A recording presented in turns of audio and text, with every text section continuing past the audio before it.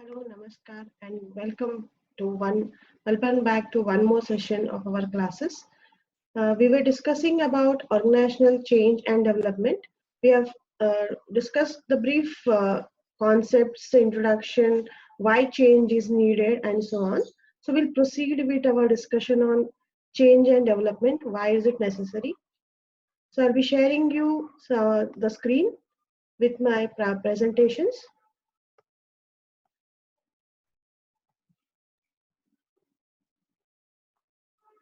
So in the last class we have discussed about what is change, why is it necessary. So today we'll talk about what is resistance of change and what are the different forms or factors of blocking the changing ways. So we have three main sources which resist strongly in an organization for any change movement, which includes individual resistance, group resistance, and organizational resistance. So as we know that we have in our HRM or organizational behavior, we have talked about how individuals, groups, and organization as a whole has an impact on the working and effectiveness and the profitability of the concern.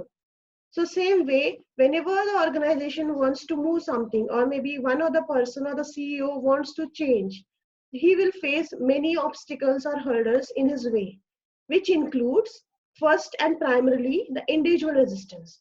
These are those factors where an individual, because of his say insecurity or lack of confidence, uh, uh, uh, is a blockage in their way of development and change.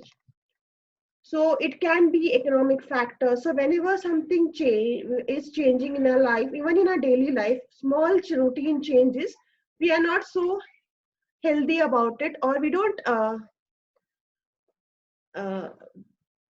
welcome it with our open heart so very easily. So because we have been the way we do some things daily, it makes a habit for us, and there is a small amount of resistance to adapt change, even if we know it within our heart that it is good for us, it is benefit us in a long run.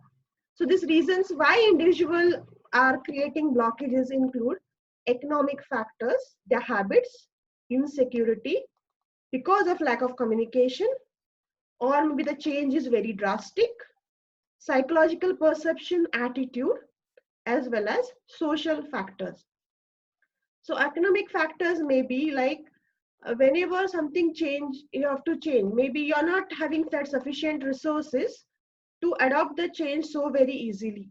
Say for example, when there is a shift in the office because of some infrastructural needs, the individual may create, or the employees may create blockages. Maybe that is not so comfortable for them, or it is far away from home, or they don't want to go leave their leave their hometown, or so on.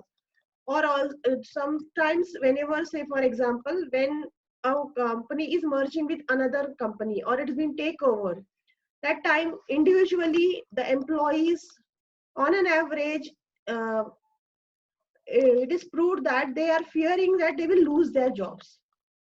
Next thing is habits. So I told you earlier, our habits makes us routine, and we feel it so comfortable, it is in a comfort zone that we don't like to come out of it. So that can also maybe a silly reason, I may say, for resisting any type of change, even though within our heart deeply we know it is good for our future. Then insecurity. Many people lack that confidence. They feel like anything new comes, they will not be comfortable, it will not be good for them, or it will not be benefited for them. On the other hand, if the management or the owners or CEO has not properly communicated the plus and minus points about the change, then also it will be difficult for them to accept or welcome the change with open heart. Then psychological factors. See, as an individual, we are good, bad, best, or whatever it is. It's because of our psychological building. Maybe our perception is like that, or the attitude building is like that. So sometimes if you are from a conservative background, where you are nervous, not so confident, not so happy-go-lucky, you will definitely fear change. On the other hand, you are a risk taker. You like to try new things. So that attitude is there. So definitely you will go for the change. Also, we have social factors like, say for example, the company is expanding and you're being promoted to another branch which is superior, but you don't feel like going to that place because maybe it is far from home, you have to leave your family there, or it may be that you're not in the comfort zone of your colleagues who have become your friends. So these social factors also create a hindrance in change or development of an individual as well as an organization. So next factor which is a hurdle in the organization is group resistance. Like individual, as I said, a social factor is we are in, whenever you are doing a job somewhere, or you may be not even a job, even in school, college, or at home, you have a set of people with you always. You feel that they are so supportive to you. And so there is a cohesive bonding there. So when there is feeling that this group will be broken up or you have to leave the group, so that threatens your existence, and that's the reason why many groups for small or big things they change. So for example, there are many controversial issues which are going on nowadays. So whenever something new comes, it's not adopted with welcome by at least 70% of the population in general, whether it is a nation or an individual. So that threatening of something new also is there. So the group face that they're going to break down and they will do it. And the next factor is organizational resistance. So, say for example, I said change comes because of one person or maybe because of competitors and so on. So sometimes what happens is a new idea, even though it is a good one, it is resisted. Why? Because it is having a resource constraint. So you know that change is good, you have to expand, but the resources are limited. You don't have that much professionals, lack of money, or getting the finance is a problem. Also, the organizational structure, if it is very rigid, it is, say for example, a traditional style of organizational structure where you can't break or make teams so easily. So changing into a traditional structure into a team based structure or a matrix based structure will be really difficult. Also, one more thing is that whenever there is a change, there may be a threat to specialization. For example, what is specialization? We have talked about this before. Specialization is uh, uh, cutting down the work into small tasks so that the work is better every time it is done. So when a group of persons specialized in doing only one thing is being promoted or being shifted to another group, he will not feel comfortable because he was used to doing a particular job and he doesn't have the skill set of doing any other processes or tasks. Then threat to power. So sometimes managers feel that whenever there is a change in the organizational structure, they may lose their power, their authenticity, and responsibility, which makes them resistant to change and make boycotts. So these are the three major things which are important or which play an important role in resisting the change. So next is how can now we have talked about what is change, where it occurs, what are the hurdles, why is it good or bad. So we need to know whenever you're changing or developing your organization, certain strategies should be used so that the change movement is easy, flexible, and fluid enough without much of a problem or much of a boycott. The first and very simple strategy, which is it is called as the communication. Now, I keep on telling you about Chanakya's four laws, that is Sam, Dam, Danda, Bhed. So, Sam means you're talking to people, you're telling them, you're trying to consoling them. So, that is the first strategy, that is communication. So, whenever you're trying to adopt something new in an organization or anywhere, the first thing is the top priority of the top managers is you have to communicate in detail what was there, what is going to happen, and how things are going to be changed. So if there is a proper communication about what is going to happen, then the employees or the people, staff who are working under you will be in a better position to know and to know the pros and cons of it, and thereby they will mentally prepare themselves to go for it. So it reduces uncertainty, it reduces insecurity, and also improves the urgency to change. But one factor is it is a time consuming process, because these are negotiations, or you can say it, or constant talking. There are discussions which, and or you always know that discussions always is time consuming and costly. Then the second strategy here is training. So along with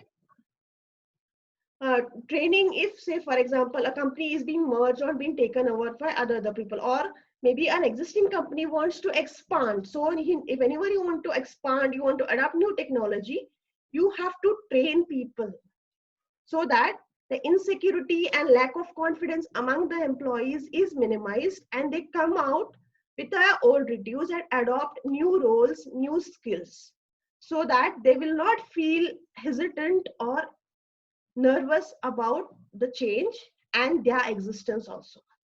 Even the same case here, this strategy also is time consuming, because you have to training people, educating them, which cannot be a crash course. It needs some time. And as it is training, you have to bring in trainers. Again, you have to pay for them, and so it is a costly affair. The next strategy of minimizing the resistance is employee involvement. So you're not only communicating to them, but you're making them part of the company. You're telling them what is happening, how it's going to happen, or what are the plus points they're going to get. So you're involving the employees themselves. So when the people themselves do it and they experience themselves, they will know every detail about the change, what good and bad things are going to happen. So it includes task forces, search conferences. So constantly you are making them inside the show. They don't feel like they are strangers. They are part of the whole show, the process, or the change movement.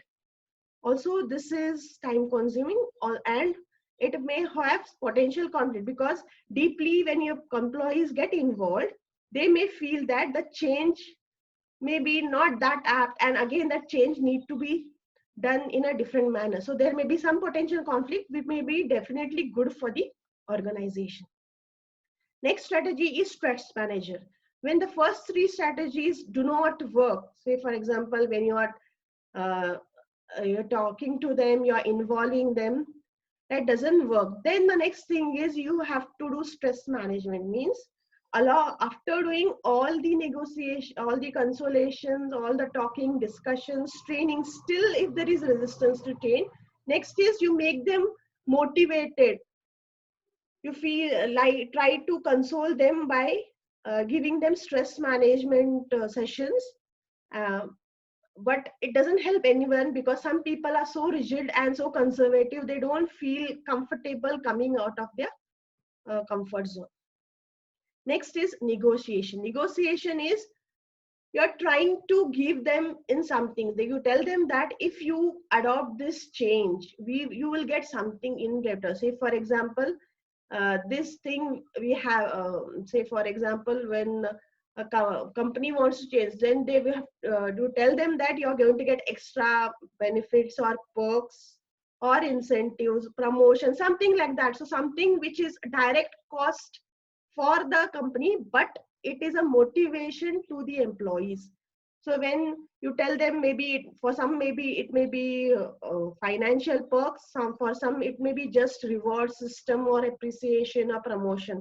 So whatever it is, if you do some negotiation that if you adopt change, something good in return the employees will be getting, so that will definitely reduce their uh, say this tactic is used everywhere in labor unions. Whenever they have face up problems, they mitigate and come with a financial solution and then work towards the change. Similarly, it is done even at home at the very child level. Toddlers are being manipulated using this negotiation, maybe with ice cream or a chocolates and so on. But the problem here is it's expensive. Why? Because you are giving financial benefits to them, and you are increasing the compliance. You are promising that if you do this, I will give you something in return. So you have to have that commitment of compliance. If you don't comply with what you have promised, then next time promising anything and bringing a change will be definitely a difficult affair. Then the last strategy here is correction. That is, You're trying them, influence them by force. So as I said, Sam, Dam, Dand, Bhed. So you're trying to uh, give them dand, or you, what you call is that you're giving them punishment. So it is not an assertive influence, it is a negative influence. You are trying to scare them, or by some punishment they try to change. But this is not a positive way of resisting change, because the employees or whoever is talking about that change is just acting towards you because of the fear of something negative in them. So it is something unrolling, there is lack of trust, and but deep within the resistance is still there. But it is used as a last option when any other strategy is not used. Okay, so when you know about the factors, uh, the steps to mitigate the or minimize the change, now we'll talk about how this change movement can be converted into development of the organization. So organizational development is a planned way on an organizational level to improve the organization at the whole. So you're going to the grassroots, trying to improve the communication, problem solving, learning. So at all levels, through different plannings, training, communication, learning, and behavioral upliftment of the people, you're trying to change or develop the organization. So say from, for example, you're going to a next level, increasing your trust, you want to increase the credibility of the organization, the relationship within the organization, and so on. So it has to be done. So this change has to have certain points, that is, it should be planned change. You can't just come overnight and say you have to change whole thing. That will not be a possible. So it will be a planned change, step by step, and it should be long range. A short term change is temporary, it may give temporary benefits, but long term it may create problems. Also, it should talk about problem solving. Whenever you're trying to develop or change something, small day-to-day problems, small issues will arise, which have to be amicably solved and presented in a better way to the people working there. Then when you want to develop something, it is not a one-man show, it is a team effort. So if you have a strong team, a cohesive team who is going to put the 100%, then only this growth from one level to second level is possible. And simultaneously, at every level you have to have feedback, so that you know how things are going down, so you can monitor the things properly, and if there are any flaws, immediate steps can be taken. So the basic organization model is something like this: diagnosis of the situation, introduction, progress monitoring, introduction of interventions, and feedback. So this has to be done. So you have to, there is a problem, you have to diagnose what is the problem, how has it arisen, who was a culprit for this problem, since how many days or what time it is doing. So what is the root cause? So first do the diagnosis, so detail monitoring or dissecting about what the main issue is. Then introduce uh, intervention. So what best you can do so that you can solve the problem. Then when you're doing solving the problem and trying it to grow, then you have to continuously monitor it, so that any flaws are there from the proper growth or proper development, it can be amicably handled. And frequently there should be feedback, so that the change is continuous. It is not a, say, from point A to B. It should be a slow continuous change. Then only you can have a developed organization. So there are certain techniques of developing an organization. So we have both behavioral techniques and structural techniques.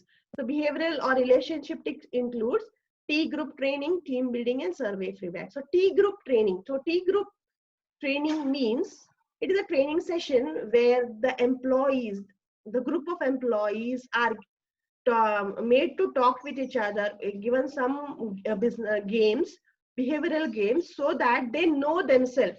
So by talking to others, they know what a plus point it is. So it's like, for example, so many times it happens that we don't know what we are best at. A friend or a colleague better knows us than ourselves. So T group training is a training session where your colleague or your partner is trying to tell you what you are not, what is the flaws, how can you improve this.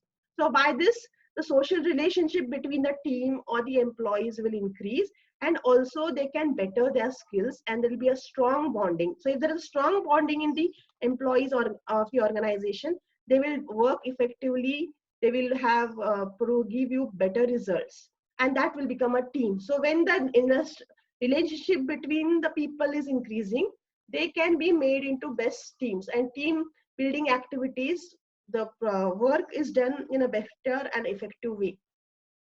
Also, you can use it is survey feedback. Survey feedback means you're constantly going and asking to consumers, to employees, about what is happening, how was the task done, and properly you can, any flaws are there in the working or task, it can be amicably mended.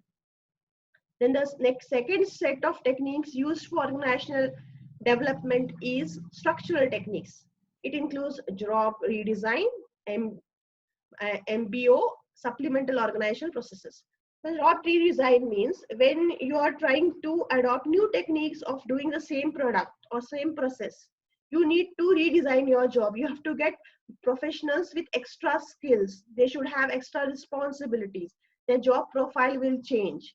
So whenever there is a step ahead, you're changing something new. So even the same old job cannot do wonders. So you have to redesign the whole job. So you need to have extra skill set among the employees. Next is management by objectives. This is a technique of planning where, based on what is your goal or objective, you're managing the things. So it is not a vague way of managing, but it is, you can say, output oriented management, where the goal or objective is taken as the output, and thereby the proper planning and management is done.